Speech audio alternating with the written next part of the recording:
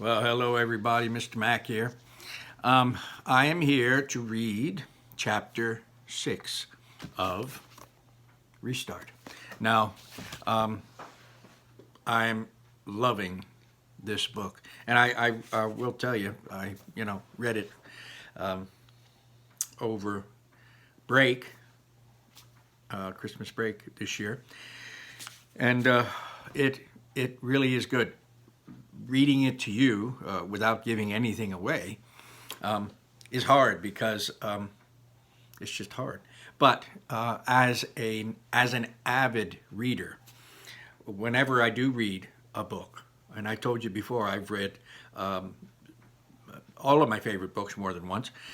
My mind can go into that netherworld where I have it, but as I'm reading the book, it's as if it were the first time I was reading it. Now, there are times, just like when you're watching your favorite movie, you know there's a certain scene you love or a certain line or a certain something, and you look forward to that. But, other than that, But this book, again, I'm loving every chapter.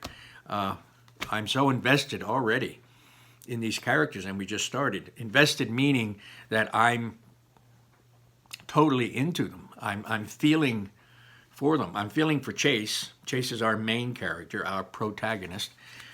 I'm really feeling for him, considering his accident, having his whole life pretty much wiped away. Physically he's good now, but his mind, his memory is gone. He's learning everything as far as his life goes all over again. Who the people are around him, where he lives, everything about his life. And he seems to be a pretty awesome young man, very mannerly and very polite. We've seen it demonstrated. This Gordon Corman is an amazing author because he shows us what's happening. Even with Chase sitting with Brendan at lunch, surprising to Brendan, he put his napkin in his lap, And, that's something we're taught as children. When you get out into the world, what happens is as you grow older, everything you've learned from your parents is there, but you also learn from your peers, from the people that you're with, and the people that you want to impress, or the friends and the peers that you have in school. You start adapting. You start doing things. So, if you're with, evidently, if you're someone like Chase and you're with a bunch of other people, peers, in this case, the football team or the jocks, probably having manners isn't something that they have high on their priority list. Evidently, making fun of people and bullying people and sports and hitting each other and slapping each other and calling each other names. Those are the things that they do. But Chase, that's all wiped away. So he's being who he is right now. And anyway, we'll talk about that after this chapter, because I want to talk quickly about point of view after this. This book, I said when we left the last chapter, it is chock full of metaphor and simile. It's chock full of, as all good stories are, point of view, not just the author's point of view. When we finish the book, we'll really be able to have a sense and a feel of the author's point of view on a number of topics in here, but points of view of the characters as well. All right, chapter 6. We're going back to Brendan here. All right. A prophet is not without honor, but in his own country and among his own kin and in his own house. That's a quote from the Bible, King James Version.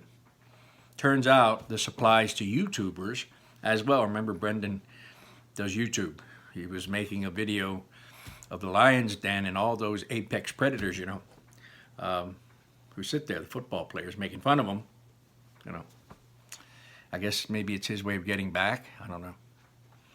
Here I am, ready to shoot the greatest video in the history of humanity, and I can't get anybody to help me. Come on, guys. I plead with my fellow Vidiots. Vidiots, that's what Vidiots. I said Vidiots, it's Vidiots, I like that. Members of the Hiawassee Middle School Video Club, you can't all have dentist appointments. It's against the laws of probability. All right, you got me, admits Hugo Verberg, raising his hands in surrender. You got me. I didn't have a dentist appointment. The reason I won't help you is because you're completely out of your mind. What do you care? I shoot back. That's my problem, not yours. I'm not asking you to do the hard part. I just need someone as my wingman. Shoshana, you'll help me, right? Not in a million years, is her reply. You're going to get yourself in trouble. I'll put your name on YouTube as a co-producer, I wheedle. Oh, good, she draws. It'll help the cops spell my name right when we get arrested. I'm out, Brendan. And you'd be out too, if you had any sense. So, it's no. No from Hugo, no from Shoshana, no from Barton, no from the whole video club. Marisha even suggests that I should see a mental health professional. Well, gosh, I need to know what Brendan's up to. He's doing something that the other Vidiots, the other members of the video club aren't doing because, wow, he could get in trouble for it. I'm intrigued. I slump against my locker, watching them walk away, deserting me. Where's the loyalty? Where's the club spirit? Where's the fire of creativity? The betrayal stings, but mostly, I hate to miss out on this idea. It could be the next thing that goes viral. Could be. But it can't go viral if it never gets made. I look around the crowded hall. Kids loading up backpacks for dismissal. Do I know anybody? Actually, I know just about everybody, but none of them will meet my eyes. I'm not the most popular guy in school. I'm not sure why. I'm on the honor roll, president of the video club, champion of the academic decathlon, 2 years running. Come to think of it, those are probably some of the reasons why kids aren't lining up to ask what I'm doing after school today. Nobody even acknowledges my existence. Then, out of the passing parade, someone notices me hunkered down beside my locker. Oh man, it's Chase. That's all I need to put the finishing touch on this perfect afternoon. Bad enough I can't shoot my video. I don't need to hang by my waistband of my underwear off a peg in the girls' changing room. He pauses, frowning at me, as if trying to come up with where he remembers me from. It must be weird, to walk around your own school knowing nobody when you should know everybody. A familiar face, even mine, must really stand out. The cafeteria, I supply. We almost had lunch together. I'm Brendan. His face relaxes into a sheepish smile of recognition. His arm sling is gone, and even his cuts and scrapes are fading. Chase, he introduces himself. I have to laugh. Everybody knows you, Chase. How can I forget the face that starred in so many of my nightmares? With Joe Weber gone, I might be next on the list of preferred targets. I should have told him my name was Harold. It's too late now. On the other hand, the word is Chase is off the football team, thanks to his head injury. And he certainly seems different than he was last year. Maybe that's because once you've cut a guy's chicken for him, he can't never really be that scary again. So I tried the impossible. Hey, Chase, are you busy this afternoon? He shrugs. Well, what do you got in mind? I push my luck. Well, I'm shooting this video to put up on YouTube, but I need a wingman. Can you help me out? Part of me is screaming, abort, abort. It's one thing to coexist in a world with people like Chase Ambrose. It's quite another to recruit the guy for something nobody else will touch. He never actually says yes. He just goes with me. I explain on the way, and when I tell him how the video is going to go, he doesn't even tell me I'm nuts. He just laughs and asks me if I'm kidding. Are you kidding? Just because something is funny doesn't mean you treat it like a joke, I assure him. Comedy is serious business. If people are going to laugh at this, it'll be because we worked hard at it and we got it right. He actually seems to think that over. Yeah, I can see that. But I'm not the one who's going in, right? My doctor would freak out, not to mention my mom. Wow, Chase Ambrose has a mom? I always thought the popular people floated down to Earth in a column of pure light from the great space ark. It's all me, I promise. You just have to work the camera, too. You just have to work camera, too. We stopped by my place to pick up the tricycle. Chase even takes it for a test drive on the street, practically cackling with mirth. I laugh, too, because he looks pretty funny. He's a tall guy, so as he pedals, his knees rise up to his ears. My mother comes out to investigate the ruckus, and when she sees who I'm with, she's practically ready to dial 911. I can't really blame her. When the Chases of the world hang out with me, it usually means I'm about to be dangled by my feet out a high, high window. It's fine, Mom, I soothe her. Chase is helping me on a video project. Good to meet you. Chase introduces himself politely. She's tight-lipped. Oh, we've met, she said. I get Chase out of there before Mom says something I'll regret. We head downtown, taking turns alternately riding, pulling, and carrying the trike. Our destination, the shiny bumper car wash on Bell Street. I hand him the school flip cam, and he goes off to distract the attendants. Chase is even better for this than one of the Vidiots, because he's kind of a celebrity around here. Not just a star athlete, but the son of the last star athlete. Plus, everybody's heard about his accident over the summer, so all the attention is on him. And that leaves me free to sneak around the back and put on the headband with the other camera mounted on it, a waterproof GoPro I brought from home. I wonder what he's going to do.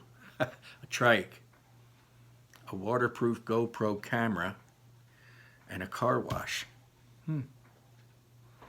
Sneaking ahead of the next car, I placed the tricycle on the conveyor, bracing my wheels against the tire block that moves vehicles through the washing tunnel. Then I sit down on the trike, reach up to the camera, and hit record.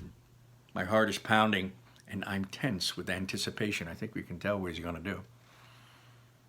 This is it, the moment of truth. The conveyor pushes me, and the first blast of water hits. It's all I can do to keep from screaming. It's ice cold. Considering the research and planning I did to get ready for this stunt, it never occurred to me that they'd use cold water in a car wash. I take hot showers. Why wouldn't cars? The frigid blast has my heart beating so fast, it's practically popping out of my head. I try to tell myself to get used to it, but it's not possible. I'm hyperventilating to the point where I can't get any air in. And just when I'm about to pass out and topple off the trike, the water stops. Gasping for breath, I glance over to the observation area. Sure enough, there's Chase. Filming, I experience a surge of relief. The only thing worse than going through this would be going through this for nothing. My reprieve is short-lived. The soap is next, pelting down on me like wet snow. They only know two temperatures in here, cold and colder. Two gigantic spinning brushes come at me on robotic arms. I'm vaguely aware that my glasses are gone. That's not important, though. I reach up and confirm that the GoPro is still strapped to my head. And out of the corner of my eye, which stings now from the suds and the soap, I see that Chase is still following along. He's hysterical with laughter, but the camera's steady in his hands, and that's the main thing. The rinse cycle is next, more hyperventilating, followed by a blast of wind that threatens to hurl me off my tricycle. Actually, it's great. It's the dryer, and it's hot. Even better. It means I'm coming to the end. There should be light at the end of the tunnel, but I can't make out that much. I lost my glasses when the brushes did their thing. When the door lifts, I pedal out of there, nearly running over Chase. He never stops filming, not even when the manager turns off the machinery and comes to chew us out. "Very stupid, Ambrose," he yells. "Is this your idea of a joke? You should have gotten killed, you know.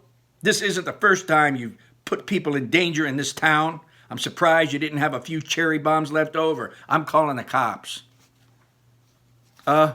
It isn't Chase's fault," I managed to croak. "It's mine. I have very little strength left, but I have to speak up. The whole thing was my idea. It's my video project. I talked Chase into helping me." "Brendan?" The manager squints at me. I guess I'm not the easiest to recognize, soaking wet and half dead and my skin all slimy. I think I got a wax treatment in there somewhere. "Is that you? Why would you do such a crazy thing?" I'm the president of the video club at Hiawassee Middle. Adults always cut you a break, you know, if you tell them the truth. I'll give you more slack if they think something is a project for school. It does the trick, especially when I promise to put an ad for the shiny bumper on the club's yearbook page. Sure, I get yelled at, but at least no one's talking about calling the cops anymore. The manager even sends one of his employees into the mechanism to rescue my glasses, which are undamaged except for a small crack in the right lens. We head back to my place. I'm riding the trike, mostly because I'm too weak to stand. Chase carries the precious cargo, the 2 cameras with the footage on them. "Sorry, Chase," I mumble contrite. "I didn't mean to get you in trouble. Sorry." He cocks an eyebrow. "Looks more like you got me out of trouble." "Well, all I did was tell the truth. The whole thing was my idea." "That guy was ready to have me arrested," he insists. "Well," I tell him, "that's mostly because of your reputation. Sorry. Oops. That is, your old reputation. You know, for stuff you probably don't even remember doing. In my dilapidated state, I'm not thinking straight. I'm digging my grave with my mouth." He shakes his head. "My reputation wasn't what made the difference. That was all yours. You must be somebody pretty special around here to get that kind of reaction from a guy who runs a car wash." I'm blown away. My record as a nerd and a goody two-shoes never seemed like much to me before. For sure, it didn't compare to Chase's. Athlete, bad boy, big man on campus, you know. But it was my reputation, not his, that got us out of trouble and out of that jam back there. At my house, we managed to sneak upstairs without Mom getting a look at her baby boy in such a state of disrepair. I'd never be able to convince her that Chase didn't do it to me. A bully palooza where I was half drowned in the river and had my glasses smashed by a ball-peen hammer. I can barely bring myself to take the time to change out of my wet clothes. That's how anxious I am to see the footage we shot. I keep expecting Chase to lose interest and take off, but he hangs around, and it starts to sink in that he's just as into it as I am. We watched the video from the GoPro first. It's pretty insane. A blizzard of flying foam and torrents of water and a lot of whimpering I wasn't aware of at the time. I might have been trying to yell for help, but I couldn't form actual words. I was also thrashing around more than I remember. It's a miracle I stayed on that tricycle. The best part is when the brushes come. as if I'm being attacked by two whirling monsters from where the wild things are. Next, we play Chase's footage from the viewing area next to the washing tunnel. There I am, clinging to the tricycle like it's the only thing keeping me from floating away into outer space. When the freezing cold water hits, my entire body writhes, belly dancer style, only at triple speed. And when the powerful dryers are on, you can actually see my skin being pushed up against the bone structure of my skull. It's pure gold. And I have to say that a lot of the credit for that goes to Chase. He's got a real knack for camera work. We laugh until we're falling over each other. It's definitely more fun to watch it than it was to go through it in real life. I show Chase how to piece the video together on the computer, intercutting footage from both cameras for maximum effect. For example, when you see the GoPro image flying all over the place and then jump to me, jerking and flailing, struggling to keep my perch on the trike, it's even more hilarious because it explains why the picture inside the car wash is so wild and chaotic. Chase catches on quickly and adds some good suggestions of his own, like a split screen of both cameras when the spin brushes come in. At last, we set the whole thing to music. Ride of the Valkyries. Dun dun dun dun dun dun dun dun dun dun dun dun dun. That's what Ride of the Valkyries is. And upload the clip to YouTube. We give it a title, How to Clean Your Tricycle.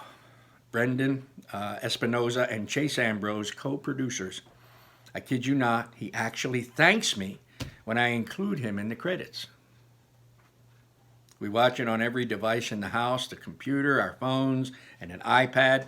We even Chromecast it to the TV. It doesn't get old.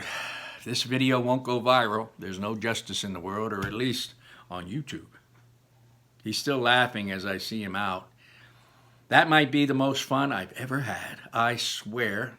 And I swear, he's like a kindergartner who's just been handed the world's most intricate balloon animal. Without thinking, I reply, well, how do you know? You've probably forgotten most of the fun you've had. He looks surprised for a few seconds, and I figure I'm about to get his book bag in the side of my head, but then he says, good point. But it was still awesome, he says. Me and my big mouth. I can't leave well enough alone.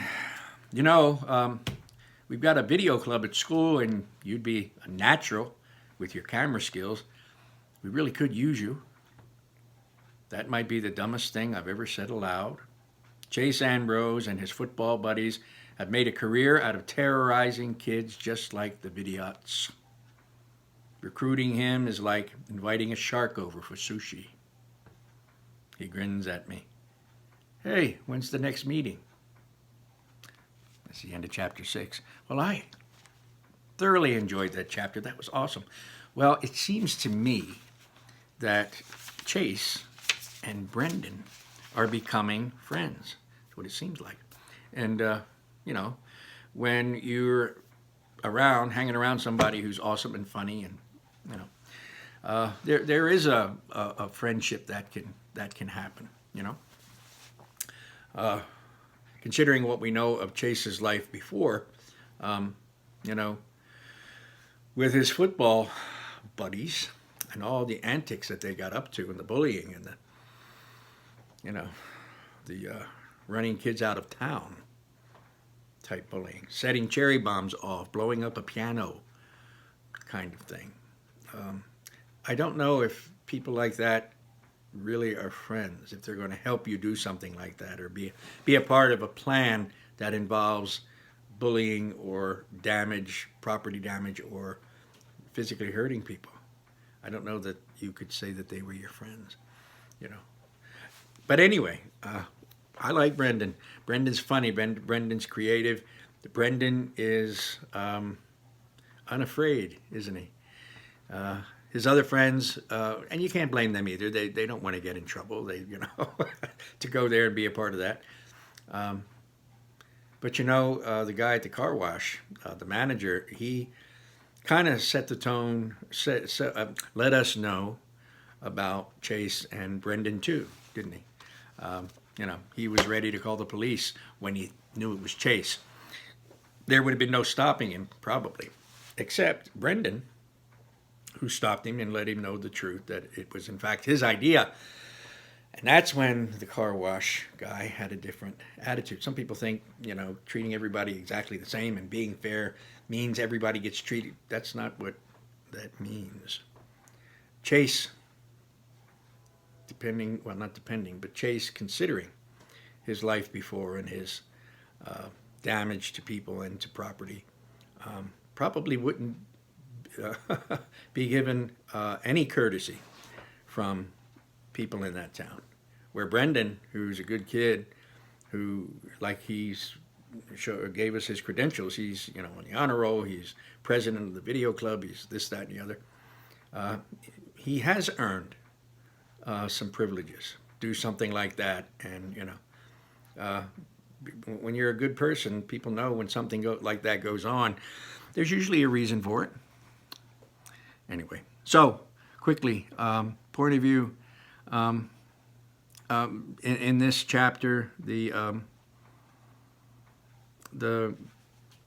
car wash guy is a good example. You know, his point of view of Chase is that he was going to call the cops, that Chase is a bad kid.